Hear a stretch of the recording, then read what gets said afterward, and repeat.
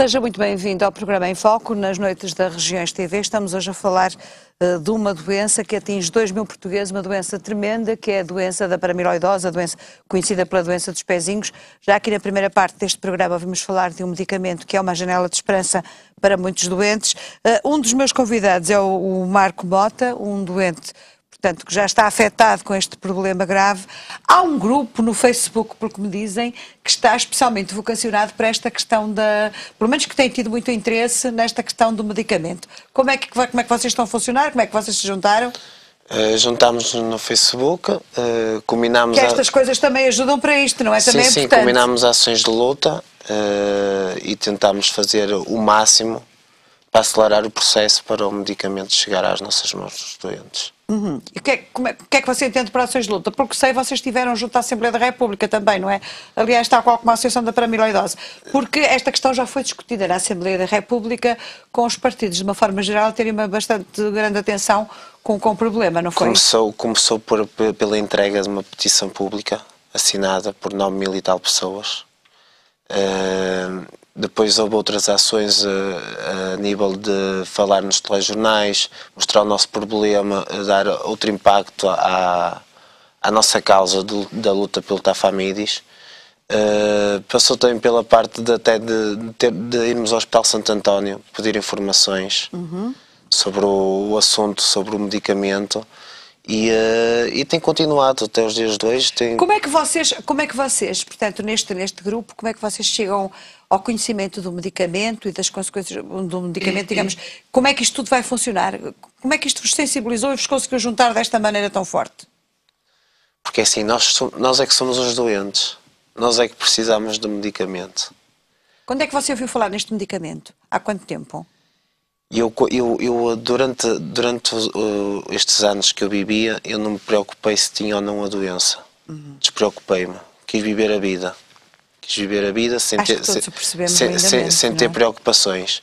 A partir do momento que eu comecei a sentir sintomas, tentei negar ao princípio que seria a sintomologia da doença. Procurei médicos, não tinha nada, até que na altura decidi fazer o dito teste. E portanto deu positivo claro. E eu tinha. E você a partir daí, naturalmente, como qualquer doente, esteve muito mais atento ao que é que se podia fazer. A partir daí comecei a pesquisar na internet, dei com este grupo de doentes, HPAF, Olha, eu ouvi dizer que este grupo de doentes que se porta muito mal, entre aspas, é claro, que não deixa ninguém sossegado, e acho muito bem que não deixem, que é para ver se estas coisas vão para a frente. É mesmo o nosso objetivo, é não deixar ninguém sossegado, que é para o medicamento chegar o mais rápido possível. Aqui o Sr. Enfermeiro, que é da Associação da Paramiloidose, já me disse que haverá alguma esperança que o medicamento chegue até talvez ao final de março, não é, Sr. Enfermeiro? Vamos a ver. Mas há uma coisa que eu gostava que você me dissesse. Há alguma ideia de como é que isto vai ser em termos de comparticipação? Como é que é? Porque este medicamento é um medicamento muito caro. Ao que sei, pergunto aos senhores, que saberão melhor que ninguém responder-me. Já há alguma ideia como é que isto pode vir a chegar aos doentes? Ou seja, vocês vão ter que pagar uma parte. É que estamos a falar de uma verba altíssima, não é? Eu penso que será comparticipada a 100%. É comparticipada a 100%? Penso que será comparticipada a 100%, sim. Digamos, nos encontros que vocês têm tido com as entidades ligadas ao setor da saúde, como é que tem sido a reação? Como é que eles têm reagido convosco? Têm-se mostrado interessados, e quando eu digo mostrar interessados, não é dizer dar 2 palmadinhas nas costas e depois não ligarem coisa nenhuma. Tem havido, de facto, um envolvimento grande. Eu penso que na Assembleia da República isso aconteceu, não foi? Sim, tem havido bastante envolvimento, tem mostrado, os partidos têm mostrado interesse na nossa causa. Só que lá está, a partir do momento em que mostram interesse até o momento em que o medicamento está nas nossas mãos, vai uma distância muito grande. E o que nos importa e o nosso único objetivo, o nosso ponto fulcral, é mesmo que o medicamento chegue às nossas mãos. Esse medicamento, e temos lutado por isso. Por exemplo, no caso da sua mãe já não vai ser, no caso da mãe dele, que já está num caso bastante adiantado, já não é utilizado, pois não. Já não é eficaz. Mas no seu caso poderá fazer toda a diferença entre um transplante? Sim, porque eu estou na fase inicial, eu estou apto a receber o medicamento, porque eu estou na fase inicial e eu comecei a ter sintomas por meados de abril, foi quando comecei a sentir sintomas do ano passado. Portanto, estou a fazer um ano de doente. Por isso, tu na fase inicial da doença, estou apto a receber Você toma alguma medicamento. medicação? Como é que isso funciona? Tomo bastante medicação. Toma bastante medicação, Tomo bastante com toda medicação, a certeza, não é? mas a medicação que atenua... Para atenuar as coisas, não é? Atenuar os sintomas, não é propriamente para a doença em si, é para atenuar os sintomas. Porque medicação própria mesmo para estacionar a doença, Tafamides. Pronto, é o único que se conhece até agora. Em relação à sua mãe, Marco, como é que é em termos de acompanhamento da sua mãe? A sua mãe tem quem a acompanhe permanentemente? Como é que é o dia-a-dia dela? Porque isto é muito complicado, porque, como dizia ali o Sr. Enfermeiro, assim, eu trabalho... e ao que se sabe relativamente à paramiloidose, uma pessoa que tenha uma doença destas em estado bastante avançado precisa, e por muitos casos que tenho ouvido falar, precisa de um acompanhamento muito grande. Principalmente são pessoas que já estão acamadas há muito tempo também, não é? Acompanhamento a 100%. Acompanhamento a 100%, porque a minha Ela já mãe, não se mexe. a minha mãe não pode andar, não consegue fazer nada. Eu trabalho, tenho também uma irmã. Minha irmã não é portadora, Cília Bola Branca. A mim sim uma bola preta. E é assim, eu divido tarefas entre a minha irmã e eu. 15 dias tomo conta eu da minha mãe, 15 dias toma conta da minha irmã. Nos meus 15 dias com o meu trabalho, tenho alguém durante o dia a tomar conta da minha mãe. Ela tem que estar permanentemente acompanhada. É uma situação de dependência total. Ela não faz nada. Não faz nada. Já não consegue não faz nada. Nem tomar conta de si própria, nem comer, nem nada, não é? E torna-se para mim, filho, que estou doente, tenho sintomas. Eu perdi 28 quilos. É um espelho muito complicado, não é? Ver-te em casa todos os dias, porque no fundo... Eu evito-me ver ao espelho. Quando eu digo um espelho é quando você olha para a sua mãe, de quem gosta com toda a certeza muito, comer mais do que natural, mas também ver a situação. Porque você lembra-se da sua mãe sem estar doente? Quando a sua mãe não estava doente? Lembro perfeitamente. Lembro, e a minha mãe atualmente pesa 37 quilos. Não há aí, eu peso 59. A sua mãe era uma senhora que trabalhava em casa, que tinha outra atividade? Tinha atividade, mas depois deixou a atividade por causa O que é que a sua mãe fazia, se na descrição? A minha mãe trabalhava no peixe. Também. Portanto, devia ser uma pessoa daquelas que se levanta muito cedo e que está habituada a trabalhar muito e que não se queixa por são muitas horas de trabalho, ao contrário de alguns de nós que nos queixamos e contra mim falo, porque já trabalhámos tanto tempo hoje, não é? E temos a felicidade de trabalhar. Mas mal começou a ter sintomas, deixou logo já de... Com que idade é que a sua mãe começou a ter esse... Começou a ter sintomas aos 36 anos de idade. Isto é muito variável, não é, Sr. Enfermeiro, ou não? Já não falo até no aspecto clínico, isso falarei depois com a Sra. Doutora, mas em termos da sua prática corrente, e o senhor acompanhou muita gente... Nós temos doentes a ser transplantados aos 21 anos, é o que se chama o precoce. E temos doentes tardios, ainda aqui há 15 dias atrás, liga-me um senhor que era reformado da Marinha, tinha 73 anos, e descobriu agora que tinha paramiloidose.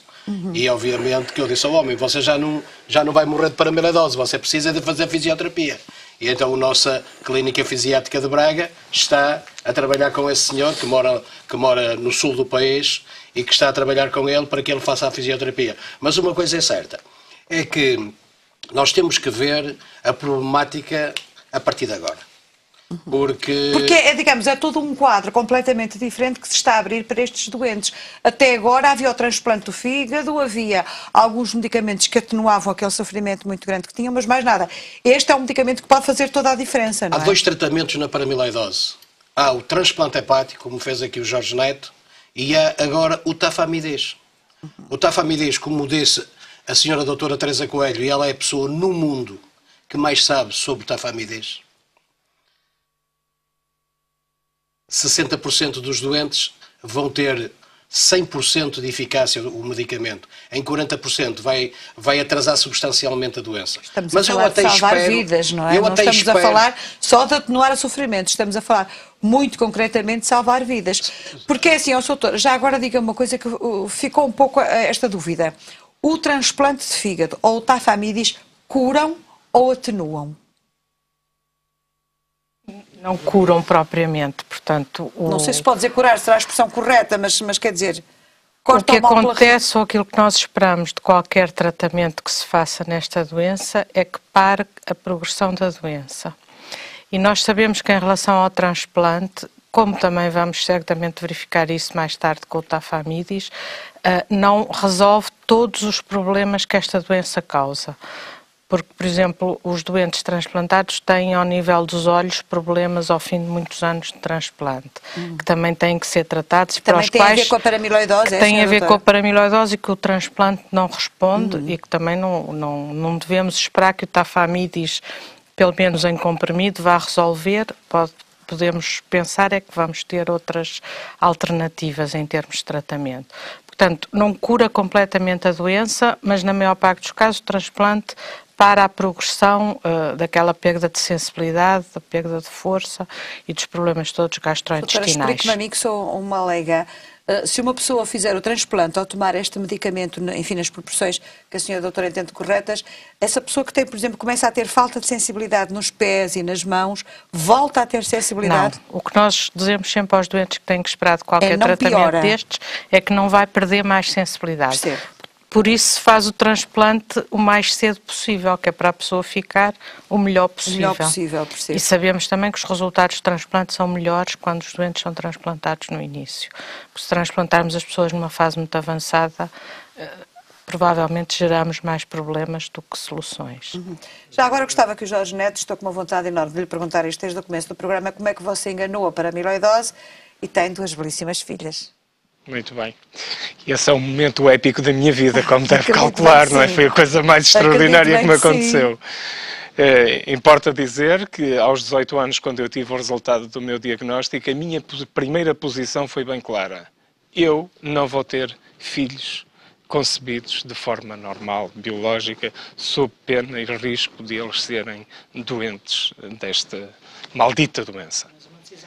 Deve ser duríssima. É duro, mas na altura eu nem namorada tinha. Absolutamente. Anos, mas as pessoas que estão aqui, que me conhecem há muitos anos, sabem que foi exatamente essa a minha posição. E eu nem namorada tinha, portanto, foi simples tomar essa decisão para mim. Repare que a minha mulher, mãe das minhas filhas, quando começou a namorar comigo, já sabia que a minha posição era esta sobre o tema. Ok? Portanto, namoramos, casamos e foi uma decisão tomada perfeitamente de forma consciente. Fomos pais apenas ao fim de 15 anos de matrimónio. Para ver como é que são as coisas. Até que eu ouvi falar, de facto, no diagnóstico pré-implantatório e olhámos um para o outro. O professor Alberto Barros, pessoa que eu conheço há muitos anos, portanto, do Hospital São João. Importa também dizer que as minhas filhas foram as primeiras a ser concebidas no Hospital São João.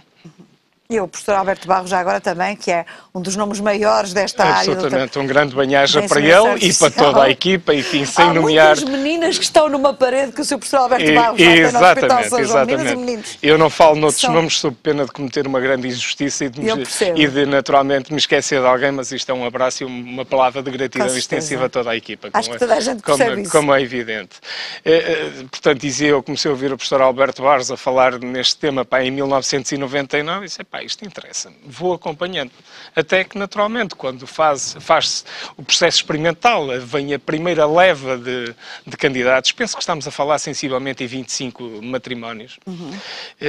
Isto passa-se no final do século passado, portanto... Não, isto 90? Não, em 2005. 2005, já estamos em 2005. Exatamente, as minhas filhas nasceram Eu tinha ideia, pois, porque ele começa a fazer esses tratamentos de fertilidade, o Alberto Barros, no final de 1999, 2000. Foi 99, quando ele apresenta este trabalho, exatamente. Começa, digamos, a apoiar também este trabalho toda para a amiloidose. Exatamente. Portanto, quando eu soube que vamos levar isto para a frente e vamos com este processo experimental, eu naturalmente que me candidatei. Candidatámos, isto foi um processo extraordinariamente rigoroso, cansativo, sobretudo para as senhoras. Para as mães é bem mais complicado, não é? E importa grande rigor e grande disciplina, portanto, em todo este processo, levar isto a sério, porque as probabilidades de êxito, como disse a doutora Teresa, e bem, são baixas, mas se houver uma melhor colaboração e um bom entendimento, as probabilidades naturalmente são mais altas, não é? E vale a pena. Vamos lá ver, e se calhar a grande vontade e o grande desejo nestas coisas, isto é muito pouco científico aquilo que eu estou a dizer. É determinante. Mas é determinante, não é? A minha mulher engravidou logo, emocionalmente, psicologicamente engravidou logo, não é? Não haja dúvida. Portanto, isto foi extraordinário. Portanto, é de enaltecer também toda a dinâmica, toda a disciplina, todo o entusiasmo aplicado pela equipa. Portanto, o processo, como disse a doutora Teresa aqui, portanto, do ponto de vista técnico é complicado, mas até parece simples, não é? Foram extraídos 7 ovócitos da minha mulher, foram fecundados com os meus espermatozoides, foram criados os embriões, vamos falar assim, portanto, isto de uma forma simplista, e ao fim de 3 dias, quando esses embriões têm 7, 8, 9, 10 células, aí é que vem o segredo da técnica, não é? Portanto, são biopsados, extraídos 1 ou 2 células e através daí é que vão então verificar se o embrião é portador ou se é doente. Veja, nesses 7, por sorte, connosco, 5 eram saudáveis e 2 eram doentes. Desses 5, havia 3 muito fortes, palavras do professor Alberto, 3 embriões eram muito fortes. Então, o que é que vamos fazer? Vamos transferir para o útero da mãe 3 embriões na perspectiva de vingar um. Porque a probabilidade, repito, é muito baixa. Vamos 3. Muito bem, sim senhor. Passaram-se os dias e então agora vamos fazer, portanto, a análise sanguínea. Os indicadores eram muito bons. E depois vamos à confirmação através de endoscopia, doutora Teresa, ocorre-me, ecografia, peço perdão pela confusão. E então introduz-se lá o respectivo, não é? E de repente, na altura, a doutora Lucinda Calais, de quem manda um beijinho muito grande daqui, alto, temos aqui fantástico. Amélia, efetivamente, está grávida, não é? 2, olha, temos aqui uma gravidez gemelar e eu, bem, vamos ficar por aqui porque a mãe só tem 2 mamas e 2 braços, não é? E efetivamente o terceiro não se confirmou e foram, portanto... Jorge, eu vejo pelo seu ar, é impossível ignorar isto, que se o dia que você soube que tinha a doença deve ter sido o pior da sua vida, este também deve ter sido provavelmente o melhor, não é? Como lhe disse. Isto é vencer a doença, é vencer o mal, é conseguir com uma grande força de vontade e também com o auxílio da ciência, que é absolutamente fundamental. Isto foi de facto extraordinário, todo este processo nós acompanhámos aquilo, portanto um processo em que estreitou todo o nosso relacionamento. É o chamado milagre da ciência mesmo, exatamente, não é? Acompanhar isto tudo e enfim, fomos acompanhando a gravidez com grande entusiasmo e toda a equipe naturalmente, porque eram os primeiros que estavam a passar ali, portanto havia um apoio extraordinário e assim foi. Ao fim de 34 semanas nasceu a Lara e a Luna, que são 2 crianças fantásticas que neste momento vão a caminho dos 7 anos, estão na escola primária e são umas filhas completamente umas vencedoras. Jorge, você estava a falar das suas filhas, mas falou-me dos seus irmãos, ou seja, com o facto das meninas terem sido feitas por inseminação artificial, cortou-se ali a cadeira, não foi, Sra. Doutora? Portanto, naquele caso, nesta família, não há progressão da doença em termos hereditários, ou seja, não há mais. A coisa fica por... Da família do Jorge. Há outros elementos da família que têm exatamente, filhos. Exatamente, há outros elementos da família. Mas, naturalmente... Como é que o resto, como é que as outras pessoas, os seus irmãos concretamente, viram esta... Os seus irmãos têm filhos? Têm. Portanto, dos outros 2 portadores, irmãos, há 3 descendentes potencialmente portadores também. Exatamente. Doutora, esta situação também é muito complexa em termos de solução, porque as pessoas também têm a noção que têm este problema, mas é como a doutora dizia, como é que se vai dizer a uma pessoa que quer ter filhos, não tenha filhos porque pode ter a doença, quando, como dizia aqui o Jorge, isto é um bocado bola branca, bola preta, 50% de possibilidades. Eu perguntava assim, mas se calhar se me permite, passava ali para o seu enfermeiro, há uma maior sensibilização, eu não sei se será esta a palavra correta, mas pelo menos se há uma tentativa e se há um êxito maior junto das pessoas que sofrem desta doença, de haver um certo controle em termos hereditários? Eu acho que sim. Acho que neste momento... Há uma maior consciência também que é preciso controlar isto desta forma, não é? Há uma maior consciencialização. E isto não é estarmos aqui a entrar em aspectos de separação dos bons e dos maus em termos genéticos, mas é também em termos de evitar uma doença muito grave. Obviamente que há muitos jovens que dizem, eu quero fazer fertilização in vitro pré-implantatório e não quero ter filhos, enfim, normais, querem fazer Não estamos aqui a falar de meninos de olhos azuis, não é? Nem alergia de olhos azuis, estamos a falar de uma situação de uma...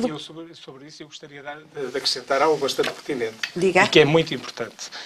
a Sra. Teresa já aqui levantou essa questão, e eu, como estou na associação há mais de 20 anos, nas minhas sessões de esclarecimento perante as famílias portadoras, eu ouvi os comentários mais, enfim, no comment. Quando eu dizia às famílias, e quando eu sabe que os doentes, os portadores, sentem-se muito mais à vontade, provavelmente, a trocar impressões connosco do que com a comunidade médico-científica, porque estão ali com alguém que vive exatamente o mesmo problema que eles estão a viver. E sabem como é que é. E quando eu dizia assim, epá, o senhor é que sabe, mas eu acho que não deve ter filhos, sabe que isto é uma doença terrível. O senhor já viu crescer e ver um filho sofrer com esta mesma doença que o senhor tem e que a sua mãe teve. E sabe o que é que me diziam? É assim, mas porquê é que eu não hei de ter filhos? E quando eu estiver doente, quem é que vai cuidar de mim? É o senhor? Exatamente. Ou então coisas assim do género. Então, mas quem é o senhor para me privar de ter filhos? Para me dar o conselho destes, não é? Então, se a minha mãe teve filhos e o meu avô teve, porquê é que eu não hei de ter? E eu, epá, desculpe lá, não me leva a mal. Não me leva a mal. Entramos no livre-arbítrio de cada um e cada Exatamente, um tem e eu, direito. A partir daí, repensei... Ninguém tem direito de julgar, mas é também um trabalho grande, com toda a certeza, da associação, não é, Sr. Enfermeiro? Até 1992, a maior parte dos doentes paramiloidóticos morriam com infecções generalizadas. A partir de 92, com o transplante hepático, morrem com problemas cardiorrespiratórios como morremos todos. Claro. Por isso mesmo, ninguém cá fica, não é? existe pró-transplante e pós-transplante, existe anos-luz. Por isso mesmo, hoje os nossos doentes, e eu disse há um bocadinho que nós tínhamos agora que ter outra mentalidade, porque ia-nos passar para os doentes que agora, quando começarem a tomar o tafamidez, vai ser uma realidade totalmente diferente. Os nossos doentes vão ter uma qualidade de vida melhor. Os nossos doentes vão se esquecer que são doentes. E obviamente que eu acredito piamente, o Jorge fez isso, deu a cara muitas vezes, mas será também uma luta da associação continuada, dizer às pessoas, por favor, façam a fertilização in vitro implantatória. Nós sabemos que é só... Esse é um trabalho muito sensível, não é, Sra. Doutora? Mas muito importante de fazer. Gostava de dizer algumas coisas sobre isto. Eu penso que o trabalho fundamental que é preciso fazer é um trabalho de informação.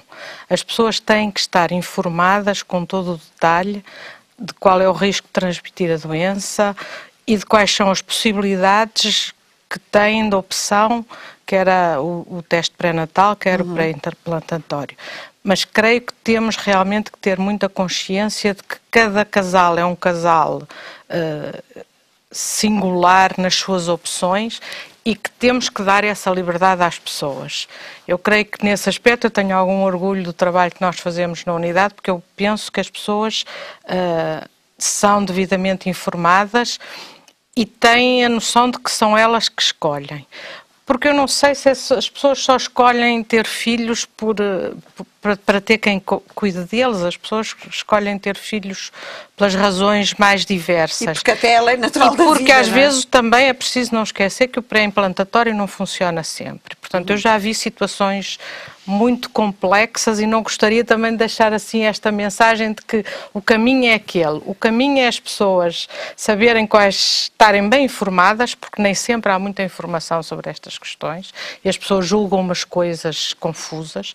Eu lembro-me, por exemplo, quando se começou a fazer o transplante, as pessoas achavam, agora já fiz o transplante, já não transmite a doença e não há nada mais falso do que isso. Portanto, é muito importante que as pessoas estejam informadas.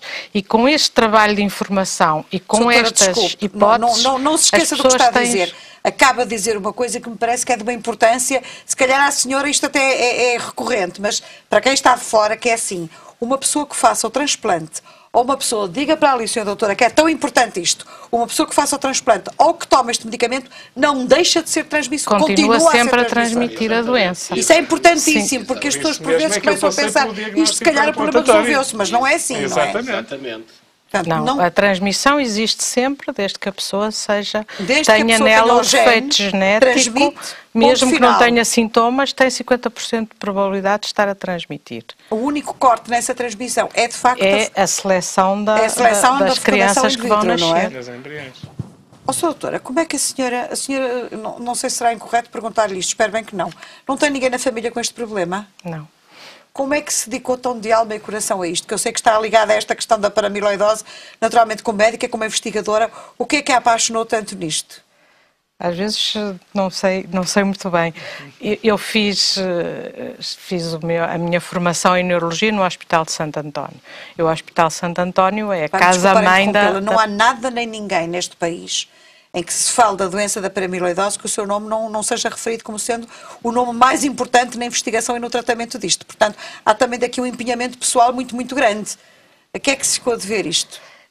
Eu comecei a trabalhar... Não foi, Sra. Doutora? Não foi, pelo contrário. Agarraram-na muito bem. É quase ao contrário. Eu tive a sorte deste ser um tema que interessava pouco a maior parte dos meus colegas de Neurologia, porque de facto, como o senhor enfermeiro disse muito bem, era uma realidade muito dura lidar com estes doentes. Eu costumo dizer que eu comecei a trabalhar na consulta de paramiloidose em 1987 e de facto não havia nada, como o Jorge muito bem disse, não é? E era muito duro ver os doentes a evoluírem à nossa frente e não podermos fazer nada. Mas, ao mesmo tempo, a paramiloidose no Hospital de Santo António era uma realidade muito curiosa, porque tinha um laboratório de ciência básica, que era na altura dirigido pelo professor Pinho Costa e pela professora Maria João Saraiva, que era um laboratório com reconhecimento internacional, que era mesmo ao fundo do corredor, portanto nós fazíamos consulta numa sala e depois quando tínhamos um problema ou uma dúvida atravessávamos o corredor e íamos falar com cientistas importantes. Portanto, eu creio que isto gerou, num grupo restrito de médicos, mas que também não fui só eu, gerou um interesse muito grande e tivemos também a sorte, quer dizer, eu comecei a trabalhar em 87, ainda era interna de Neurologia, mas em 90 foi feito o primeiro transplante hepático na Suécia, portanto, eu de facto vivi estes últimos 25 anos numa sensação de que estava a trabalhar numa área que realmente estava a mudar. Estava a fazer a diferença. Portanto, está a fazer a diferença. Isso também é extremamente nós estamos num programa de televisão em direto, mas nunca houve momentos assim de dizer onde é que eu vou parar com tudo isto, porque tem aqui pessoas extraordinárias na sua frente, deve ter tido tantas outras que lhe passaram pela frente, que marcaram a sua vida, deve ter havido também no meio disto momentos muito complicados, não? Há momentos muito difíceis e, por exemplo, eu penso que nós também temos que nos blindar um bocadinho contra certas emoções, não é? Porque nós aconselhamos os doentes a fazer o transplante hepático e depois um doente morre no transplante. Fica-se às vezes quase com uma sensação de culpa de que fomos nós que dissemos àquele doente para ser transplantado. Depois temos a contrapartida de ver os que beneficiaram. E eu penso que tenho aprendido nestes anos muito com estes doentes. Eu acho que esta comunidade dos doentes com paramiloidose é uma comunidade extraordinária, porque vê pessoas com muita força, vê as pessoas que têm muita força porque foram bem-sucedidas, digamos, como o Jorge, mas se olhar para a mãe do Marco, que está numa fase muito terminal, também consegue admirar a força dela e a preocupação dela com o filho e, portanto, eu tenho aprendido também muito com estes doentes. E este trabalho de lidar assim com as famílias, eu pessoalmente acho muito interessante. Isso de facto ultrapassa muito já o aspecto importantíssimo da ciência para entrar no aspecto da grande humanidade que é preciso ter nas nossas unidades hospitalares e que nem sempre, infelizmente, às vezes acontece.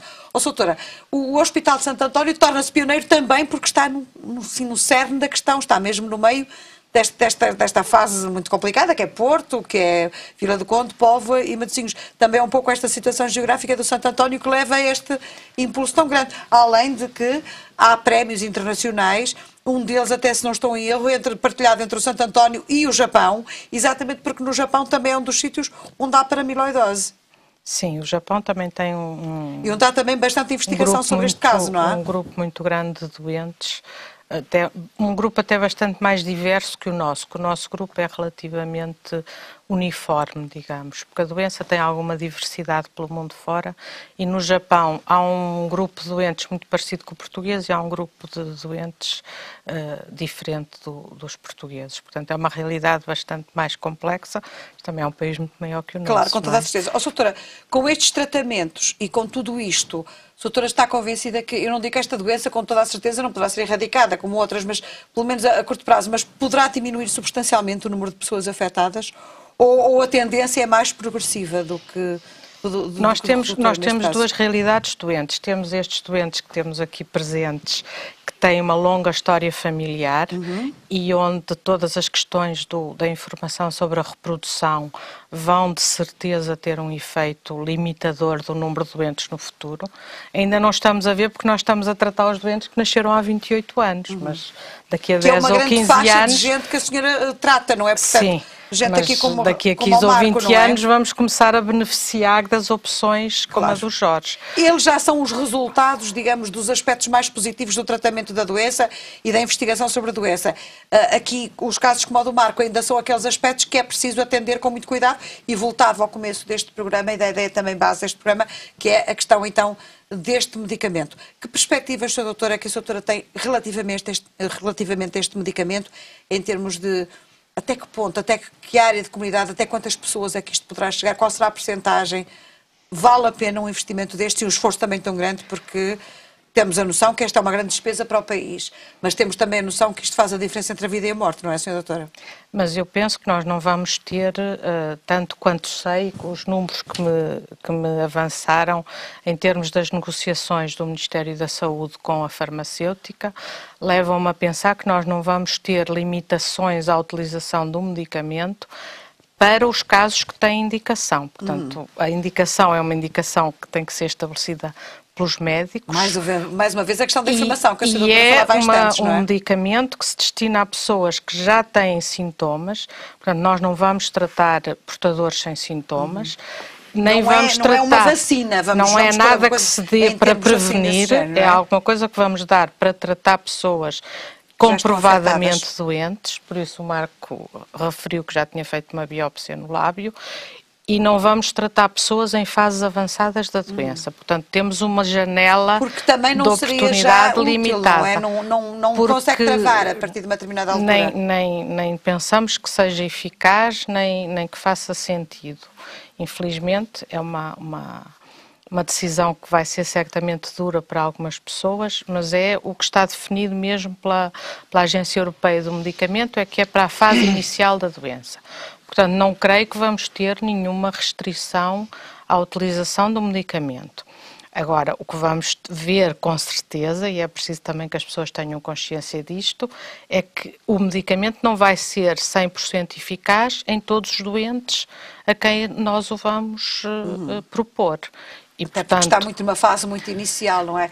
Como tantas pois nós temos que nos manter abertos à investigação do que é que se vai passar para a frente, porque temos uma experiência limitada. Mas diga, Jorge. Eu queria acrescentar o seguinte, como aqui foi dito e reforçado, e apesar da contenção das palavras da Sra. Teresa e dos resultados, naturalmente, e não pode ser expectável de outra forma, reforçar que os nossos doentes têm muitas expectativas sobre este medicamento. Imensas, como deve calcular. Até porque ninguém nasceu para fazer transplantes. Claro. Para ser submetido a um transplante hepático. Uma cirurgia tremenda, monstruosa, com um acompanhamento para toda a vida, com medicação forte e uma carga imunossupressora enorme para toda a vida, que nos deixa vulneráveis a tudo que é infecção e essa coisa toda. Evidentemente que é muito mais preferível, se me permite o termo, passar pelo tafamidis do que o transplante, como é evidente, não é? Portanto, e todos nós estamos ansiosos e desejosos.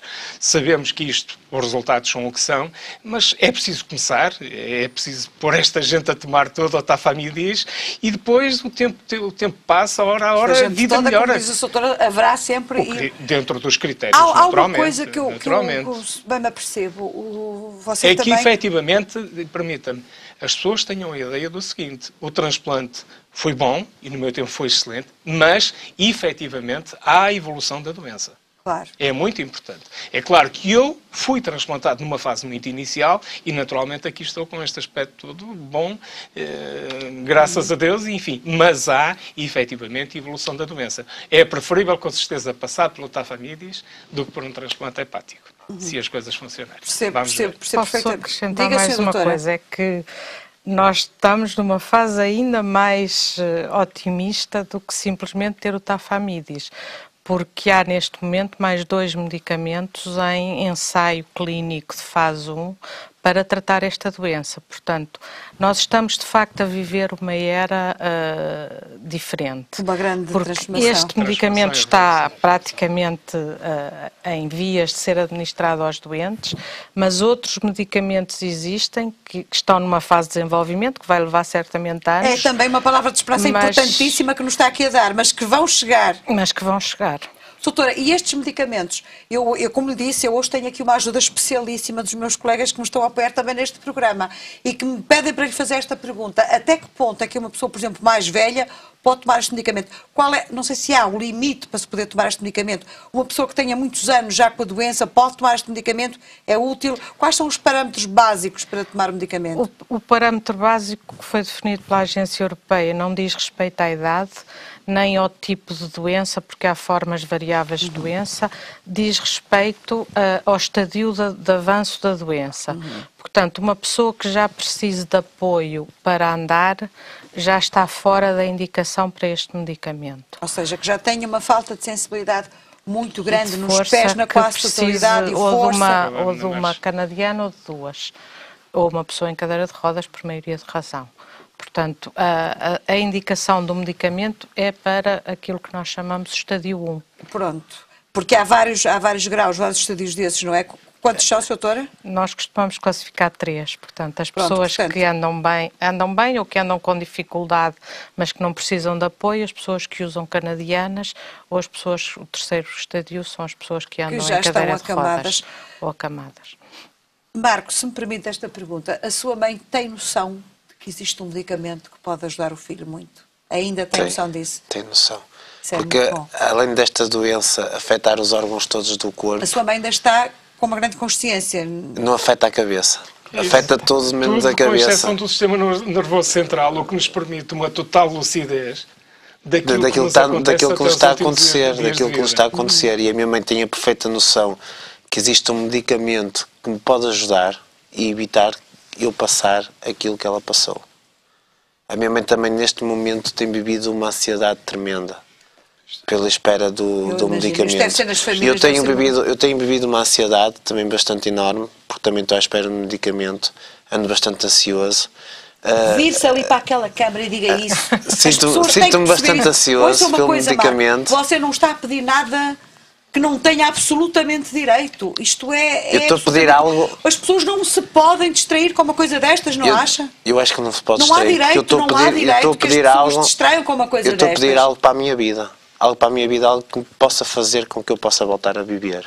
Porque eu não... a ser feliz, voltar a sorrir. Porque eu não quero passar aquilo que a minha mãe passou. Não queria ser submetido a um transplante hepático como o Jorge Neto foi submetido, porque é uma operação dolorosa, a recuperação também é dolorosa em si, e depois a carga de imunossupressores que se tem de tomar até ao fim da vida. E eu vejo no Tafamides a única solução para mim para voltar a ser um jovem normal e ficar bem a nível psicológico, porque a nível psicológico também ando muito em baixo. E afeta não só a mim, mas também a minha família toda à minha volta. Eu compreendo. Aquela questão que o Jorge Neto aqui pôs, da hipótese de você um dia ser pai e aceitar, você parece-lhe, enfim, recorrente, não o choca uma situação em que 2 para amanhã tem uma namorada, tem mulher, quer ter um filho? Eu quero ter filhos.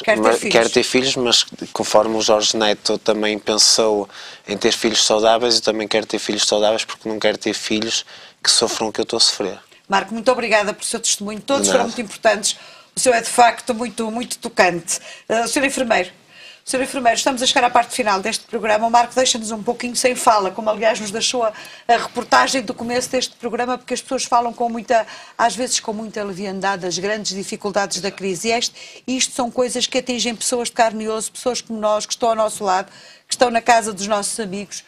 Qual é a sua expectativa relativamente a este medicamento? Preto no branco, acha que vão conseguir vencer esta luta? E como é que isto vai ser daqui para a frente? Em primeiro lugar, esta luta é a luta dos nossos doentes. A Associação Portuguesa de Paramiloidose representa os doentes todos de Portugal.